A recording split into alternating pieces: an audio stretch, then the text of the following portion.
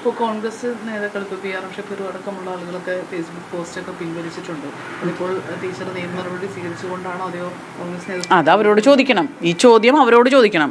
എനിക്ക് നേരിട്ടൊരു പ്രശ്നത്തെ ഇന്ത്യയിലെ നിയമം അനുസരിച്ച് എനിക്ക് എൻ്റെ പ്രസ്ഥാനം തന്നിട്ടുള്ള ഇത്രയും കാലത്തെ പ്രവർത്തനത്തിൻ്റെ ഭാഗമായി എനിക്ക് തന്നിട്ടുള്ളൊരു കരുത്തുണ്ട്, ഒരു മെൻ്റൽ എബിലിറ്റി ഉണ്ട്. അതുപയോഗിച്ച് നിയമപരമായി എനിക്ക് ചെയ്യാവുന്ന കാര്യം ഞാൻ ചെയ്യുന്നു.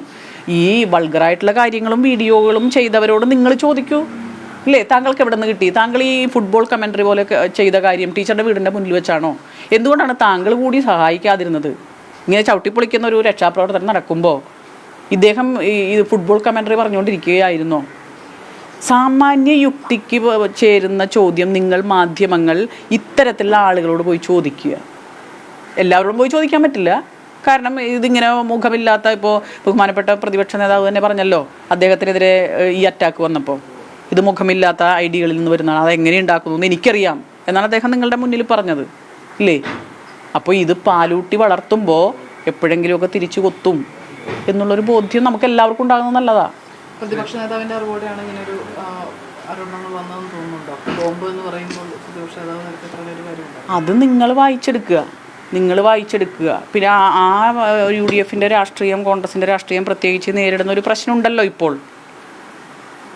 ആ പ്രശ്നത്തെ ഇപ്പോൾ നിയമസഭ നടക്കുന്നു, അതിലവർക്ക് പ്രതിപക്ഷം എന്നുള്ള രീതിയിൽ ആക്ട് ചെയ്യാൻ പ്രയാസപ്പെടുന്നു, വളരെ പ്രതിരോധത്തിലാണ്.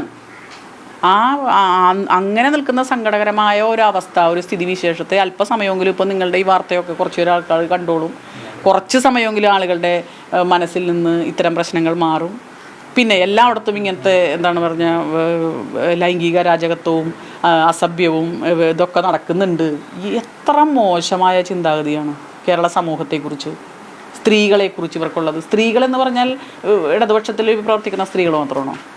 കോൺഗ്രസ്സുകാരായിട്ടുള്ള സ്ത്രീകൾ അവർ കൃത്യമായി പ്രതികരിച്ചപ്പോൾ അവരോട് എന്ത് നിലപാടാണ് എടുത്തത്? അത് നിങ്ങൾക്കറിയാമല്ലോ. അപ്പോൾ നിങ്ങൾ പരിശോധിച്ചാൽ മതി. ആരാണ് അവനവൻ്റെ പ്രസ്ഥാനത്തിൽ നിൽക്കുന്ന സ്ത്രീകൾ കൃത്യമായൊരു നിലപാടെടുക്കുമ്പോൾ അവരെ പറയാത്ത ചീത്തയില്ല, അപവാദങ്ങളില്ല, തെറികളില്ല. ഇതൊക്കെ നിങ്ങൾ കാണുന്നതല്ലേ? വിവാദങ്ങൾ ഉയർന്നു വന്ന ശേഷം ഉണ്ണികൃഷ്ണൻ MLA-യുമായി സംസാരിക്കാൻ കഴിഞ്ഞിരുന്നു. അദ്ദേഹത്തിൻ്റെ ഒരു നിയമ നടപടികളുമായി അദ്ദേഹം പോട്ടെ. ഞാൻ പറയുന്നത് ഇപ്പോൾ ഇത്തരം പ്രശ്നങ്ങൾ വരുമ്പോൾ സ്ത്രീക്ക് മാത്രമാണോ അന്തസ്സും അഭിമാനബോധവും ഒക്കെ ഉള്ളത്? പുരുഷന്മാർക്കും ഇല്ലേ? ട്രാൻസ്ജെൻഡേഴ്സിനും ഇല്ലേ?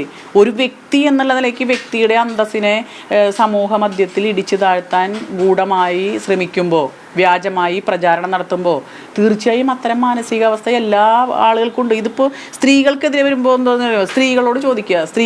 സ്ത്രീകൾക്ക് മാത്രമാണോ മാനാഭിമാനം ഉള്ളത്? പുരുഷന്മാർക്കില്ലേ? അല്ല, ഇതിലെന്താ വിട്ടുവീഴ്ച? നിങ്ങളങ്ങനെ ഒരു ചോദ്യം എന്താ ചോദിക്കണേ? ഇതെന്താണെന്നറിയോ, പ്രതികരിക്കുക എന്നുള്ളത്. ഇപ്പോൾ എനിക്കിഷ്ടം പോലെ ആളുകൾ ഇപ്പോൾ ഈ ലോക്സഭ ഇലക്ഷന് ശേഷം, ഞാൻ അത്ര വലിയ ആളൊന്നും ആയിരുന്നില്ല, പ്രാദേശികമായിട്ട് ഞാൻ പ്രവർത്തിച്ചിരുന്ന ആളാണ്.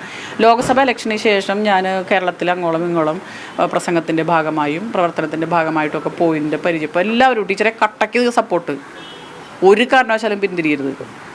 എനിക്കൊരു മെസ്സേജ് വന്നത്, ടീച്ചർ പിൻവലിഞ്ഞാൽ ഞങ്ങൾ കുറേ പേര് തളർന്നു പോകും. അത് രാഷ്ട്രീയത്തിന് അതീതമാണ്. ഒരു പ്രശ്നം സ്ത്രീക്കാകട്ടെ പുരുഷനാകട്ടെ ഉണ്ടായാൽ ഒരു സോഷ്യൽ ബീയിങ് എന്നുള്ള നിലയ്ക്ക് നമ്മൾ പ്രതികരിക്കണം. അത് നിങ്ങളുടെയും കൂടി ഉത്തരവാദിത്വമാണ്. നാളെ ഇവിടെ ഉണ്ടല്ലോ, സ്ത്രീകളുണ്ട്, പുരുഷന്മാരുണ്ട്. പുരുഷന്മാരെ പറഞ്ഞാൽ നിങ്ങൾക്ക് എന്താ പ്രശ്നം വരാത്തേ?